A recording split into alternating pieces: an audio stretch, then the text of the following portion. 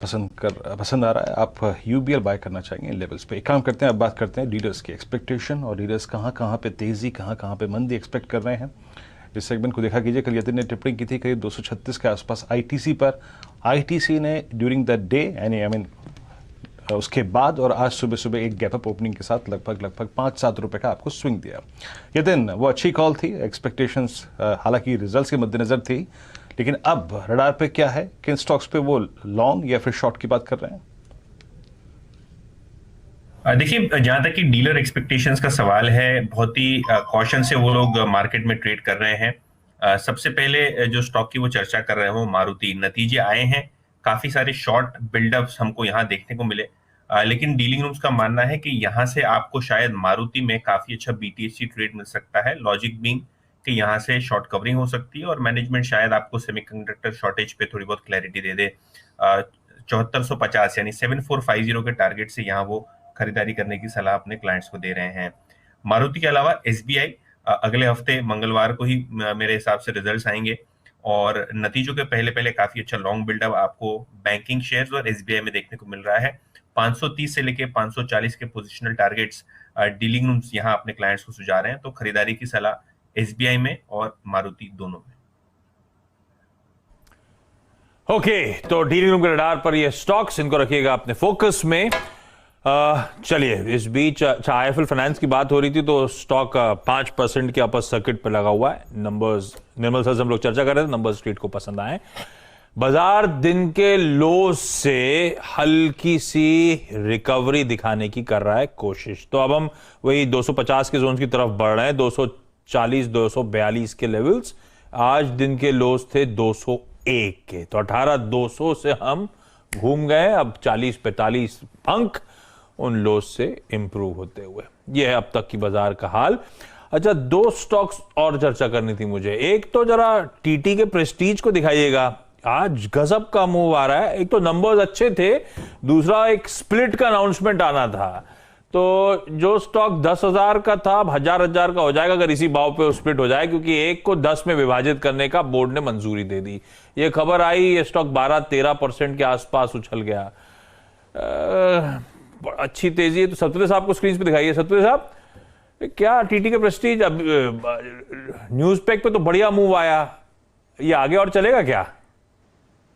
आशीष, देखिए, ये मुझे लगता है ये थोड़ा सा पोर्टफोलियो वाला काउंटर है। यहाँ पे ट्रेडिंग थोड़ा सा कम ही है, इलिक्विड है। आज बहुत दिनों के बाद इतनी अच्छी खासी लिक्विडिटी दिख रही है, तो प्रोबेबली आप कह सकते हैं कि मोमेंटम देख के, जैसे ये 10,500 का एक स्विंग हाई इसने निकाला, तो probably it is heading towards probably 11,500 12,000 level. तो लेकिन एक है आशीष, यहाँ पे ट्रेडिंग करना बहुत डिफिकल्ट है क्योंकि स्विंग्स बहुत ज्यादा है। मुझे लगता है यहाँ पे थोड़ा सा फंडामेंटल ज्यादा, तड़का ज्यादा है, तो उसके चलते प्रोबेबली मैं यही कहूंगा, अगर मेरे पास पोजीशन रहता तो मैं इसे होल्ड रखता। That is what I can say, but यहाँ पे ट्रेडिंग मुझे कॉल नजर नहीं आता फ्रैंकली स्पीकिंग। क्यों लेना चाहता था? क्योंकि गौरांग सर ऐसे ही एक दिन आईआरसीटीसी ने अनाउंस किया था, उसके बाद तो ऐसा लगा वो रुकने का नाम ही नहीं लिया उस स्टॉक ने, तो मेरे टीटी का प्रेस्टीज याद आया। अब आईआरसीटीसी इसीलिए क्यों लिया था, क्योंकि आईआरसीटीसी की ध्यान रखिए कल है एक्स डेट वो स्प्लिट की, और परसों है रिकॉर्ड डेट, तो रिकॉर्ड डेट पे होना चाहिए बुक्स पे। तो आज लिया तो T+2 में परसों मेरे कंपनी की बुक्स पे रिफ्लेक्ट करेगा, तो यार आखिरी दिन है आज, उस हिसाब से रिकॉर्ड डेट पे आपका नाम अगर शुमार करना है तो। पर वो खैर एडजस्टमेंट होते हैं। फंडामेंटली आईआरसीटीसी पे गौरांग सर कॉल क्या है?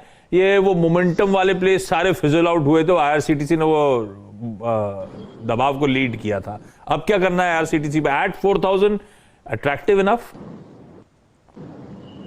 तो पहले तो 2019 सितंबर में 320 पे आईपीओ आया था आईआरसीटीसी का, वो दिन था, और ये जो 6,000 के ऊपर के स्तर देखे हमने, वो एक दिन था। और फिर ये शेयर की विभाजन होने की घोषणा, शेयर को एफएनओ में शामिल होना, फिर बैन में आना, और निरंतर ऊपर की तरफ के दायरे।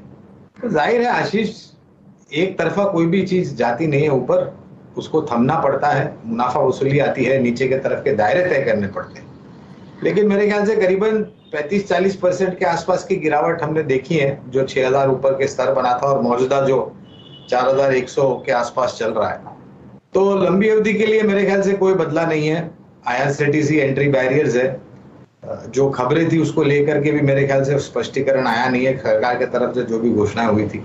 और एक मोनोपोली प्ले आज के तारीख में भी है। अगर आपका नजरिया लंबी अवधि का है तो आप अपना निवेश बना करके लगे, और अगर आपने ऊपर की तरफ खरीदारी की है, निवेश लायक पूंजी है, तो इस गिरावट से घबराना नहीं है मेरे ख्याल से। और अगर निवेश लायक पूंजी है तो जोड़ सकते हैं। मेरी राय में क्योंकि शेयर चल चुका था, लेवरेज पोजीशन बन गई थी और लाजमी था करेक्शन आना, और आ चुका है। और ये भी नहीं भूलना चाहिए, निरंतर ऊपर की तरफ के दायरे देख रहा था ये शेयर। हाँ, यहाँ CTC पे आपका ये व्यू है। इस बीच मेटल्स में थोड़ी सी अगर आप देखें सेलिंग बढ़ती हुई, टाटा स्टील है डे लो, JSW स्टील है डे लो, जिंदल स्टील है डे लो, और एक स्टॉक जो आज एक बार फिर से अगर आप देखें बेयर ग्रिप में आया है और वो है HUL। कल एक हल्का सा अगर आप देखें पॉज था और अब ये जो है फाइनली लोअर एजेस पे बढ़ता हुआ। जरा प्लीज HUL का कैंडलस्टिक चार्ट लेके आइएगा। और मैं किस रिस्क की बात कर रहा हूँ, ये फाइनली अगर आप देखें वही कर रहा है जो इसने एग्जैक्टली अगर आप देखें सितंबर, उसके बाद फेब 2021 में किया और उसके बाद लास्ट इंस्टेंस में 5 अगस्त को किया था। प्लीज साल भर का चार्ट रखिएगा। Below 200 day exponential moving average, और ये इस दौर का लो है नया, कल के लो को वॉलेट कर चुका है। राजेश जी, अमूमन ऐसा करने के बाद ये एक कम से कम 50-100 रुपए का डाउन स्विंग और देता है। कोई पुट ऑप्शन लेना चाहेंगे क्या आप HUL में? नेक्स्ट मंथ की, नवंबर की 2300 की पुट रखिएगा। स्क्रीन पे प्रीमियम कितना है उसका पहले प्रीमियम चेक करते हैं, लेने लायक है भी कि नहीं है। राजेश जी। या अच्छा, मुझे लगा आप पुट ऑप्शन देख रहे हैं। देखिए, नेक्स्ट मंथ का अगर पुट है तो बिल्कुल सही आपने कहा कि यार 2400 का जो लेवल है वो इंपॉर्टेंट है। और HUL में ये हुआ कि यहाँ पे डिस्पाइट बीइंग इनटू ओवरसोल्ड, ये सेलिंग कंटिन्यू है, हर लेवल पे सेलिंग हो रही है और सामने एक्सपायरी तो है, तो यहाँ पे प्रेशर प्रोबेबली बना रहेगा। यहाँ पे जो रैली शुरू हुई थी वीरेंद्र जी, वो 2300 के लेवल से हुई थी, 2300-2310। मुझे लगता है वहां पे जाके ये रेस्ट लेगा। तो it's you can say it's a V shape rally and V shape fall, that is what is actually happening in HUL। बशर्ते हर चार्ट पे लगता है कि ओके नाउ यहाँ से पुल बैक लेगा, लेकिन नहीं ले रहा है। तो मुझे लगता है यहाँ पे आपने जो एक स्ट्रैटेजी रखी कि पुट ऑप्शन की strategy, I think that will be a safer strategy. देखिए यहाँ पे 2400 का जो पुट ऑप्शन है अगले सीरीज का, वो करीबन 62-63 के आसपास है। मुझे लगता है ठीक है, वैसे अगर प्राइस वाइज देखे तो भी ठीक है। तो ATM पे ही हम काम करेंगे, 2400 का पुट ऑप्शन बाय करेंगे, स्टॉप लॉस रखेंगे करीबन 40 का, यानी 25 रुपए का, 20-25 रुपए का स्टॉप लॉस मेंटेन करना पड़ेगा। और जैसे ही मुझे लगता है ये और प्रेशर में आएगा, आपको करीबन 100 प्लस के टारगेट मिलने चाहिए। सो ATM पुट ऑप्शन वैसे मुझे लगता है HUL में सस्ता मिल रहा है नेक्स्ट सीरीज का। चलिए, तो आपने कहा कि भाई HUL की एट द मनी पुट लीजिए। मैं 2300 पे गया, आप अगर आप देखें तो यहीं पर इसी पुट को लेंगे एट द मनी को। और वाजिब स्टॉप लॉस याद रखिएगा, 200 डे एक्सपोनेंशियल मूविंग एवरेज आता है करीब 2457 पे। छोटा सा एक फिल्टर लेकर आप रख सकते हैं। HUL का इंटरेस्ट बहुत सारे लोगों में है, इसका डिस्कशन बहुत सुना जाता है, और स्पेशली अगर आप देखें 200 डे में याद रखिएगा, हिस्टोरिकली स्पेशली मार्च 2017 के बाद इसने हमेशा 200 डेमा पे करीब करीब हफ्ता भर स्पेंड करने के बाद एक अच्छा अपस्विंग दिया है। लेकिन इस बार वो थोड़ा सा नहीं हो रहा है। इस बार 200 डेमा के नीचे भी बड़ी वाइल्ड कैंडल्स क्रिएट हो रही हैं। अच्छा, एक बार आप लेके आइए आशीष, इन्फोसिस को देखिए, 1731 पिछले 3 दिन की हाईएस्ट रेंज को काटता हुआ।